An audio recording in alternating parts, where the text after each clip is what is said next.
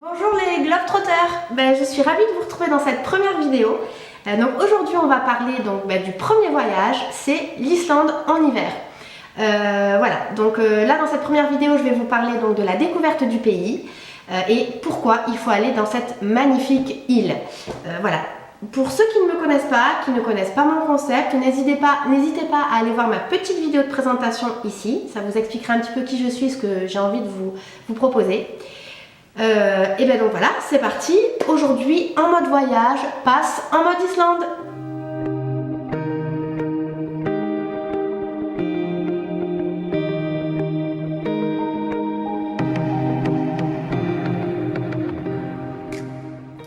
Donc voilà, l'Islande en hiver. Donc cette première partie, je vais vous parler du pays, vous donner une petite carte d'identité de ce pays, des points de repère par rapport à l'île, comment y aller, les choses qu'il y a à voir et des petites astuces, des petits sites utiles, voilà, tous ces éléments-là.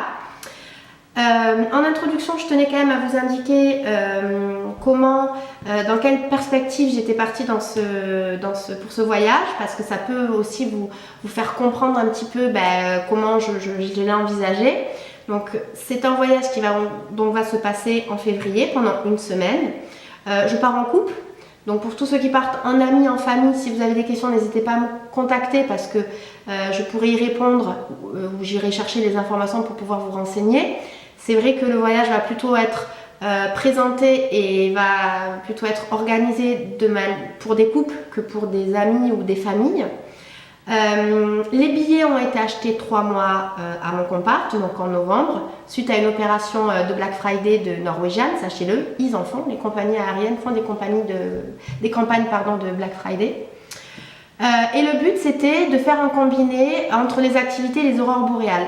Les activités parce que mon copain lui ne connaît pas l'Islande, donc il voulait voir ce pays. Et moi je le connaissais déjà, mais j'avais envie de voir les aurores boréales. Donc on s'est dit, banco, on va partir en février, combiner les deux.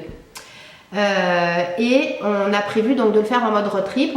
Je vous dirai pourquoi dans une prochaine vidéo. Ce que j'appelle en mode road trip, c'est qu'on va bouger tous les jours ou tous les 2-3 jours dans un lieu différent, donc avec des logements différents, avec la voiture qu'on aura louée sur place.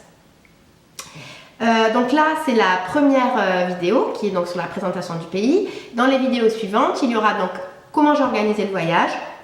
Et la dernière partie, ça sera mon retour d'expérience, mon bilan, vous dire comment ça s'est passé, vous raconter des petites anecdotes et pouvoir du coup vraiment vous donner des conseils sur des choses que j'avais pu imaginer puis qui finalement étaient bonnes ou mauvaises. Voilà. Donc l'Islande, c'est une petite île de 103 000 km² qui est située tout au nord du cercle polaire, voilà, tout là-haut. Il y a 339 000 habitants, donc c'est pas énorme. Aujourd'hui, 339 000 habitants, pour ceux qui sont du sud en tout cas. Pour vous donner un ordre d'idée, ça représente la population c'est moins même que la population de la métropole de Montpellier.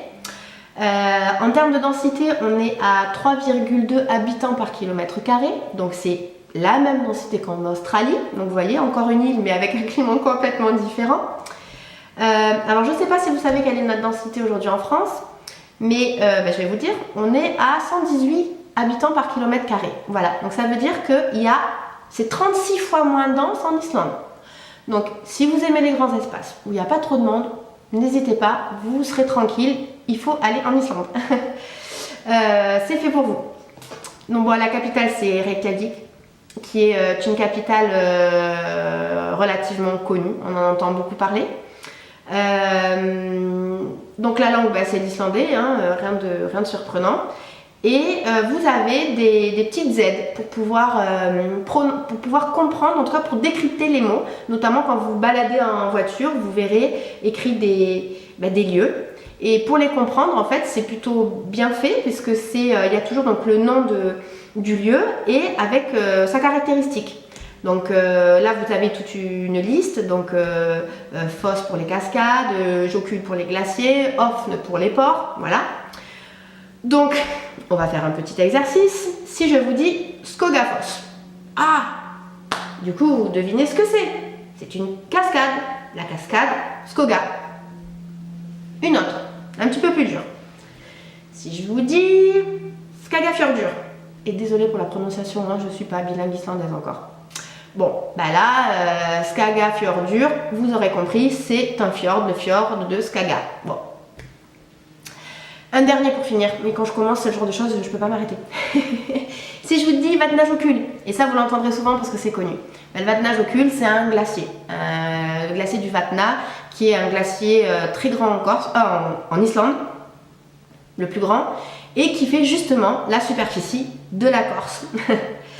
Voilà, donc du coup, vous aurez compris un petit peu comment ça fonctionne, et dès que vous serez en voiture, que vous verrez, que vous aurez repéré ces quelques petits mots, moi je les connais pas tous, hein. Là je vous ai mis la liste, mais dans les faits je les connais pas tous, mais ça pourra vous donner tout de suite des repères. Là c'est plutôt une cascade, c'est plutôt une rivière. Bon, après c'est pas une science absolue, des fois il y a des noms qui ont un nom bien particulier où il n'y a pas ces préfixes ou ces suffixes, mais ça marche quand même dans la grande majorité des cas. La monnaie, on est sur donc une couronne islandaise qu'ils appellent krona. Alors aujourd'hui 1 euro c'est égal à 137 ISK, donc en fait c'est en abréviation, c'est ISK. Donc après, pour vous donner des ordres d'idées, il n'y a pas de règle de calcul assez évidente, c'est quasiment 100 fois plus. Donc vous savez que dès qu'il y a 13 000 couronnes islandaises, vous en avez, 13 700, ben vous en avez pour un peu plus d'une centaine d'euros. Voilà, donc ça peut déjà vous donner des petits repères sur les tarifs, parce que tout de suite ça fait des gros volumes, ça peut faire peur. Bon, ben il faut quasiment diviser par 100, quoi. Pour voyager, il faut un passeport ou une carte d'identité en cours de validité, hein. Pas besoin de faire un visa comme aux États-Unis ou autre, ça fait partie de l'espace Schengen. Donc là-dessus, papier d'identité classique, ça marche très bien. Pas de vaccination exigée. En termes de religion, bon, je ne veux pas forcément parler de ça dans ces vidéos, mais voilà, il faut savoir qu'aujourd'hui, c'est 70% de la population, c'est donc une religion luthérienne. Un autre petit chiffre clé intéressant, puisqu'aujourd'hui l'Islande est donc située sur une faille qui relie les deux continents, à savoir l'Amérique et l'Europe. Donc ça a une particularité géologique intéressante. C'est que donc elle est constituée de 200 cratères et dont 130 volcans actifs. Donc pareil, si vous aimez les volcans, c'est un pays qui est fait pour vous et ils sont actifs. On se souvient tous du Eyjafjallajökull. Voilà, je me suis pas entraînée et j'ai pas prévu d'essayer de savoir le dire. Il y en a qui le font beaucoup mieux que moi. Et donc en 2011, qui avait paralysé le trafic aérien, et bien voilà, c'en est un, mais il y en a plein d'autres et qui sont souvent en activité, mais qui font peut-être pas parler autant d'eux. Voilà comment se présente donc l'île, avec Reykjavik que vous pouvez voir plutôt sur donc une pointe en bas à gauche. On peut découper l'Islande en plusieurs zones. La première zone, c'est Reykjavik et ses alentours. Alors pourquoi je découpe en zones? Vous le verrez après, pour notamment la durée des itinéraires, en tout cas la durée du voyage que vous pouvez prévoir. Ça sera traité dans la seconde vidéo. Mais vous verrez, ça vous donnera des repères, parce que en fonction de la durée, vous ferez 1, 2, 3, 4 ou toutes les zones. Voilà. Donc la première, c'est Reykjavik et ses alentours. Après vous avez le sud, donc voilà, nous c'est ce qu'on a prévu de faire là sur notre voyage. Après vous avez toute la partie des fjords de l'Est. Donc les fjords de l'Est sont moins beaux que les fjords de l'Ouest, mais ça vaut quand même le coup. Moi je sais que l'été on avait vu des trucs super sympas. Le nord que je connais pas particulièrement, mais qui a un climat qui est plus froid, mais où il pleut moins, où il y a moins de vent, donc ça peut être intéressant de voir. Après vous avez également donc les fjords de l'Ouest qui là sont juste d'une beauté parfaite. Je ne les connais pas, mais je ne vois que des magnifiques choses sur ces fjords. Par contre, comme vous pouvez le voir, c'est très très sinueux, donc il faut facilement prévoir 3-4 jours de plus sur l'itinéraire, parce qu'il n'y a pas de ligne droite qui permet de les faire. Après, en zone 6, il y a la pointe de Stalnefnes, qui est connue principalement pour son volcan, qui a été repris, en tout cas qui a inspiré Jules Verne pour le voyage au centre de la Terre. Et pour finir, il y a le centre. Alors le centre, j'en parlerai pas du tout, parce que c'est quelque chose qui est impossible à faire l'hiver. Ça se fait que l'été, quand les routes de montagne sont vertes, les F-roads. Donc c'est quand c'est complètement déneigé, donc c'est à partir du mois de... Enfin c'est sur 2-3 mois uniquement pendant une année entière. Donc j'en parlerai sur la vidéo où je traiterai l'Islande en été, parce que c'est prévu. Donc là vous voyez les principaux points touristiques, lieux touristiques. Donc vous voyez qu'il y en a un petit peu moins sur le nord, les fjords de l'ouest et la pointe Snaefnes, parce que je ne les ai pas fait, donc je ne peux pas en parler aussi bien que le reste. Donc je ne vais pas m'attarder pour vous décrire tous ces points là, mais en tout cas, puisque derrière vous pourrez télécharger mon support, vous aurez cette carte et ça peut vous donner déjà des premiers repères. En tout cas, quand vous lirez les guides et que vous voyez, ah, des Tifois c'est laquelle déjà, ah ben voilà, vous l'avez, vous l'aurez sur les points, ils sont déjà positionnés avec normalement au degré près. Donc voilà. Alors concernant la météo, c'est un sujet assez sensible sur l'Islande parce que c'est ce qui retient aujourd'hui, je crois, la plupart des gens de ne pas y aller. Donc on va commencer par oublier une idée reçue, il ne fait pas si froid en Islande, ce n'est pas vrai, et oui, même si c'est au même niveau que le Canada en termes de latitude, c'est pas les mêmes hivers qu'au Canada où il peut faire moins 30, moins 40, où on doit vivre sous terre, non, c'est pas comme ça. Parce que l'Islande bénéficie donc du Gulf Stream, qui est un courant océanique qui vient donc des Bahamas et de Floride, et ça vient réchauffer l'île et notamment les pointes du sud et du côté de Reykjavik. Alors pas dans les montagnes et pas complètement au nord, faut pas non plus exagérer, mais ça vient en tout cas largement réchauffer les côtes islandaises, et c'est pour ça que vous pouvez voir qu'aujourd'hui, en moyenne, en hiver à Reykjavik, il fait 0,4 degrés, il fait jamais en dessous. Après, là où c'est plus délicat, c'est le ressenti.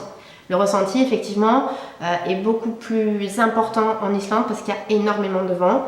Et ça, je vais revenir et vous le dire et vous le redire, il y a énormément de vent en Islande. Donc voilà, c'est là où par contre on peut dire qu'il peut faire froid. On a un ressenti qui est quand même beaucoup plus frais. Bon, après, le climat, il ne faut pas se leurrer. Il est instable parce qu'il y a énormément de vent, donc ça tourne très vite, il peut faire très beau, il pleut, il neige, enfin voilà. Donc si un jour on a un grand soleil, qu'on part faire une rando et qu'on se dit il va pas pleuvoir, il faut prévoir le poncho parce qu'il peut pleuvoir 2 heures après. Et comme il pleut le matin et 2 heures après il peut faire un grand soleil, voilà. Donc c'est l'avantage et les inconvénients du fait que le climat soit très changeant, mais il faut prévoir en tout cas de partir avec tout type de vêtements. Alors comme le montre l'image qui est en bas à gauche, il y a beaucoup de pluie, il y a beaucoup de bleu, il n'y a pas trop de jaune. Là c'est pour Reykjavik, mais globalement ça représente assez bien le climat islandais. Bon, après c'est quasiment pareil tous les mois, il pleut peut-être un peu plus en mars, un petit peu moins l'été, mais bon, l'été, moi j'y suis déjà allée 10 jours et pendant 10 jours j'ai eu 9 jours de pluie, donc, et c'était quand même magnifique, donc voilà, ça veut rien dire. Par contre, ce qui change beaucoup, et ça c'est important, c'est les durées d'ensoleillement. Parce que comme on est sur les pôles, forcément les journées sont très courtes ou très longues, et surtout ça raccourcit très vite et ça rallonge très vite. Par exemple, en février, sur une semaine, je vais arriver, j'aurai peut-être 6h30 de soleil, je vais repartir, j'en aurai 7h30. Enfin, je sais que je vais gagner 1 heure d'ensoleillement, pas de soleil, d'ensoleillement, de jour, sur une semaine de voyage. Voilà. Donc vous voyez du coup sur le schéma les durées du jour, ça va de quasiment presque rien en décembre jusqu'à quasiment 20h en juin. Donc si vous voulez voir le soleil de minuit comme le dit l'image à droite, c'est le moment quoi. Donc voilà. Alors de notre côté, nous on a choisi le mois de février parce que les journées commençaient à être intéressantes. On pouvait voir les aurores, la durée commence à être 8h, ça paraît correct. C'est une bonne époque pour les aurores boréales et puis les prix étaient intéressants. Mais après voilà, alors, ce qui est intéressant sur le schéma, alors eux ils mettent les coups de cœur, d'ailleurs j'adore, c'est partir.com qui fait ça, j'adore leur schéma parce qu'on voit tout de suite avec les activités ce qu'on peut faire ou pas. Bon, eux c'est plutôt juin-juillet, c'est sûr, pour notamment la météo. Maintenant si vous voulez voir les aurores boréales c'est pas possible, par contre vous y verrez les baleines et en juin vous verrez le soleil de minuit. Donc c'est sûr que ça c'est intéressant. Alors pourquoi aller en Islande? Pourquoi aller en Islande? Pour tout ce qu'on a vu précédemment, pour tout ce que je vous ai dit, les aurores boréales, les baleines, le soleil de minuit, mais aussi pour les paysages, le calme, l'ambiance. Il faut le vivre pour le décrire, c'est un monde ailleurs. On se croirait sur la lune et en même temps je l'imagine, sous un grand manteau blanc, mais en tout cas déjà juste ce que je peux dire de l'été, c'est vraiment complètement dépaysant. C'est reposant, c'est ressourçant, Il faut le vivre pour pouvoir le décrire. Après, pourquoi y aller en hiver? Parce qu'il y a beaucoup de sites qui sont ouverts en hiver, sauf en fait ceux au centre de l'île, et qu'en plus il y a des couleurs différentes du soleil, avec la neige, avec cette luminosité qui est plus basse, ce soleil qui est plus bas. Et puis bon, pour voir les aurores boréales, je le redis, hein, mais voilà, pour pouvoir se reposer dans les sources d'eau chaude, voilà, enfin il y a plein de choses, hein, vous le voyez sur le document.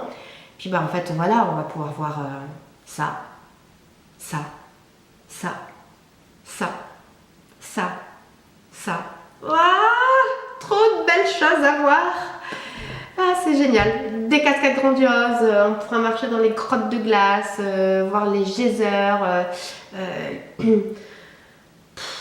Voilà, dans les sources d'eau chaude, comme je disais, il y en a 48 en Islande. 48 sources d'eau chaude en Islande, c'est juste trop bien. J'ai déjà tout repéré, vous verrez après, il y a un lien qui montre la carte, enfin, un lien où il montre la carte des sources d'eau chaude, c'est juste trop bien.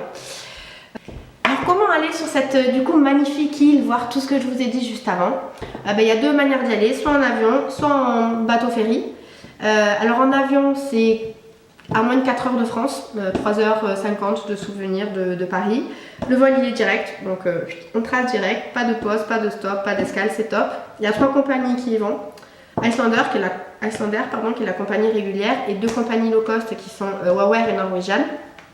Norwegian surtout pour les sudistes, pas parce que c'est espagnol ou italien, parce que c'est une compagnie norvégienne, mais parce qu'ils partent de Barcelone. Donc Barcelone, c'est potentiellement du sud de la France, c'est intéressant. Enfin, je veux dire, ça va plus vite d'aller à Barcelone qu'à Paris. Enfin, en tout cas, ça s'étudie, en tout cas. D'ailleurs, nous, on va partir de Barcelone. Et après, concernant donc le ferry, donc c'est le ferry de la compagnie Smyril Line, qui est donc le ferry appelé MS Norrøna. Donc là c'est au départ du Danemark, donc il faut aussi prévoir d'aller au Danemark, mais peut-être que là c'est plutôt pour ceux du Nord que ça peut être intéressant. Il y a la possibilité d'avoir un arrêt aux îles Féroé, donc voilà. Donc c'est plus cher, c'est clairement plus long, on le verra après, mais c'est une expérience différente et ça peut être intéressant aussi de le vivre comme ça. Et puis en plus on part avec sa voiture, donc c'est pas négligeable. Donc concernant les compagnies aériennes, donc là j'ai fait que des vols avec des... je vous ai mis que les villes de départ où c'est des vols directs sans escale. Après je peux vous laisser regarder, il y a des départs de Bruxelles, de Genève, etc. Mais bon, pour quelque chose qui est si proche, moi personnellement je trouve dommage de ne pas profiter du fait que ça soit qu'il y ait des directs. Voilà. Donc le prix du vol que je vous affiche, c'est sur la base d'une semaine depuis Paris, hein, principalement, même si j'ai regardé, ça se vaut quasiment sur les autres villes. Après, ce qui va changer sur les tarifs, c'est combien de temps avant on prend le billet, si on a un programme scolaire ou pas. Mais j'ai essayé de regarder un petit peu toutes les... là, j'ai regardé pour cet été, j'ai regardé pour plus tard, j'ai regardé en période scolaire, hors période scolaire. On est à peu près sur ces tarifs-là. Donc vous voyez, donc Icelandair ça part de Paris, Genève, Lyon, donc ça c'est intéressant, avec 3 vols par jour en haute saison, un petit peu moins en basse hein, forcément. Wow Air également Paris-Lyon et aussi Barcelone, et comme je disais donc Norwegian, Barcelone, avec quand même pas mal de vols directs pour Norwegian et des prix qui sont qui valent du Wow Air, voilà. Donc ça vous l'aurez, hein, si vous voulez regarder, vous aurez des liens vers les compagnies. Donc 3 compagnies qui y vont, et je trouve que c'est quand même déjà pas mal. En tout cas ça évolue, parce que c'était pas le cas il y a quelques années, hein. L'Islande il y a quelques années on partait pas, il n'y avait pas 3 compagnies, on avait une, c'était Icelandair. Donc après concernant le ferry, donc là vous avez la possibilité, l'avantage avec le ferry c'est que vous pouvez prendre votre voiture. Mais voilà, vous partez du Danemark, vous arrivez à un port en Islande qui lui-même est à 30 minutes de bus de Reykjavik. Bon, après vous avez la possibilité de vous arrêter sur les îles Féroé, de vadrouiller soit avec votre camping-car ou votre voiture. Bon, il n'y a pas beaucoup de traversées par semaine, et surtout ça dure très longtemps, c'est 2 à 3 jours, et notamment l'hiver c'est 3 jours. Donc voilà, c'est pas le même type de voyage. C'est pas le même coût non plus en fonction de si vous prenez une couchette simple, double, avec le petit déjeuner, sans le petit déjeuner, avec les repas, sans les repas. Voilà, donc ça peut aller. Là, j'ai mis quelque chose de très large, c'est plutôt une fourche, je suis désolée. Mais voilà, c'est pas le même voyage. Mais c'était quand même, je souhaitais quand même en parler parce que c'est une façon d'accéder donc sur cette île. Et d'ailleurs, si on veut y aller en voiture, il faut rajouter une centaine d'euros.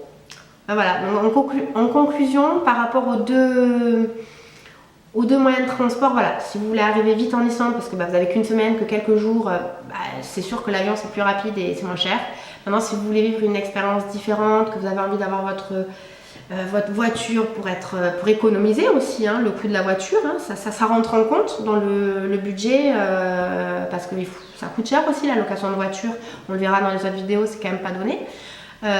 Et puis voilà, si vous avez le pied marin, si vous avez de vivre une expérience un peu différente, ça peut être intéressant. Et ça s'étudie.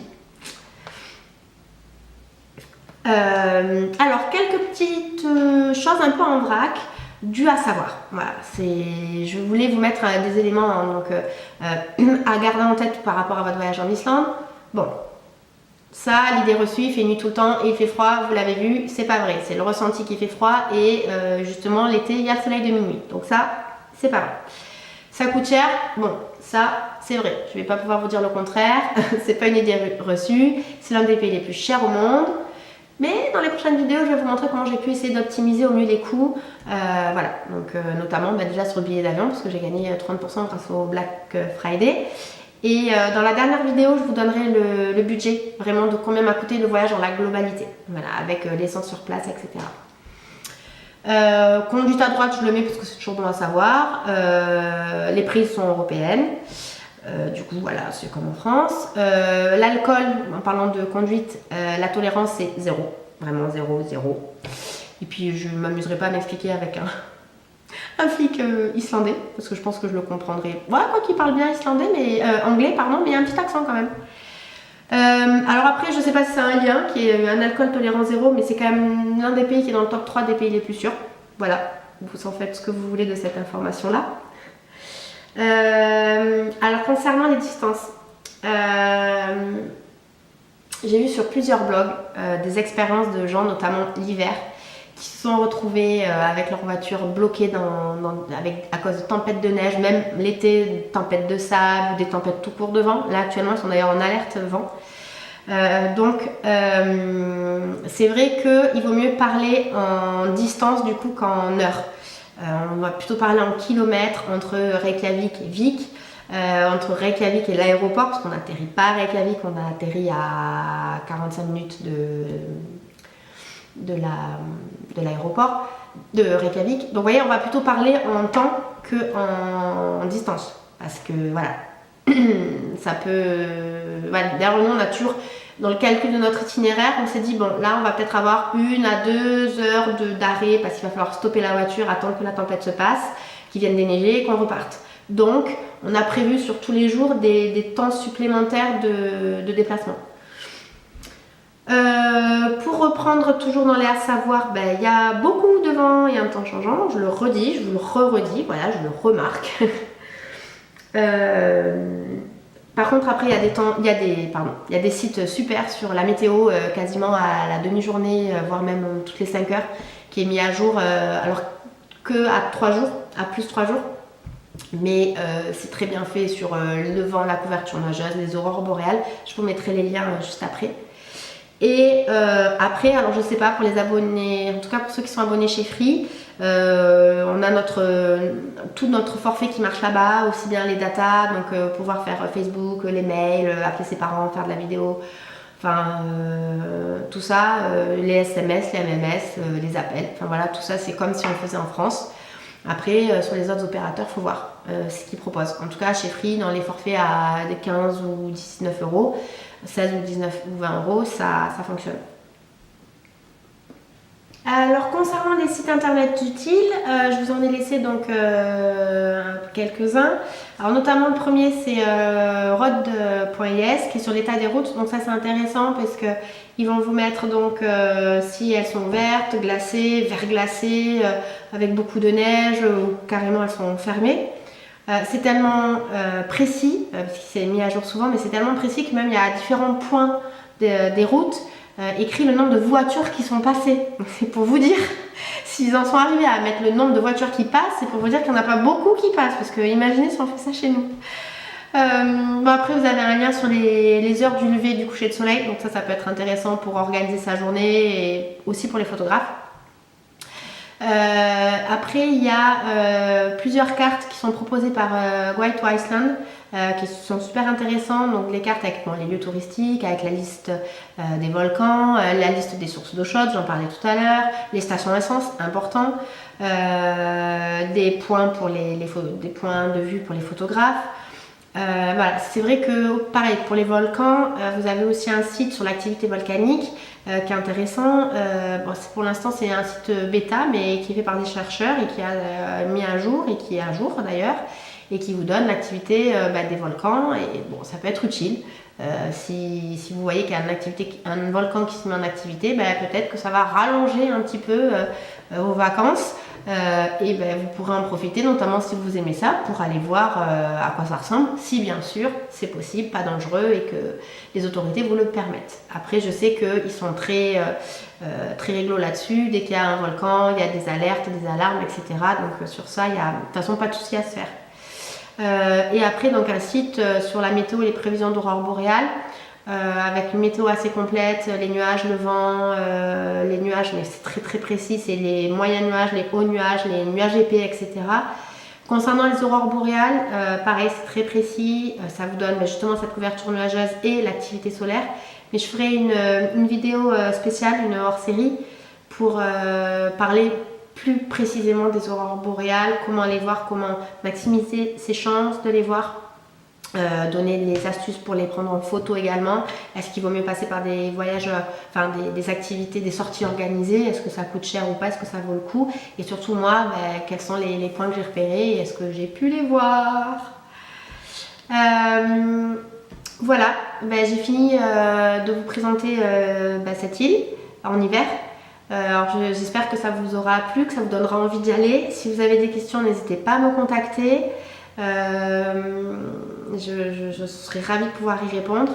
La suite, ça va être la préparation du voyage. Donc je vais vous parler notamment de comment ça va se passer sur place, les horaires des magasins, l'itinéraire à prévoir, en tout cas la durée. Est-ce qu'il vaut mieux partir un week-end, la semaine, 15 jours? Et en fonction, je vous montrerai ce que vous pourrez voir justement sur l'île. Avec quel mode partir, plutôt en voiture, en voyage organisé, en bus, en stop, en vélo, en hiver, pourquoi pas. Voilà. Et puis, écoutez, avec mon comparateur aussi sur les loueurs de voitures pour ceux qui ont prévu de louer une voiture, qu'est-ce qu'il faut prendre en termes d'assurance, parce que c'est quand même assez particulier, tout ça. N'hésitez pas à vous abonner à la chaîne si vous voulez avoir les notifications pour les autres vidéos qui vont arriver sur l'Islande ou sur d'autres, parce qu'il y a d'autres pays qui vont arriver aussi. Si vous avez aimé la vidéo, n'hésitez pas à mettre le petit pouce en l'air. Si vous n'avez pas aimé, le petit pouce en bas, en m'indiquant pourquoi, pour que je puisse m'améliorer, parce que c'est ma première vidéo sur le voyage, ma première vidéo même du coup en dehors de ma présentation tout court. Donc merci d'être indulgent par rapport à ça et de me dire comment je peux m'améliorer. C'est peut-être un peu long, mais ça je verrai comment le raccourcir. Et puis voilà, partagez si vous avez trouvé ça sympa ou s'il y a des gens dans votre entourage qui veulent aller en Islande, n'hésitez pas. Et puis écoutez, sur ce, je vous souhaite une belle semaine, une belle soirée, une bonne journée. Je ne sais pas quand vous regardez cette vidéo.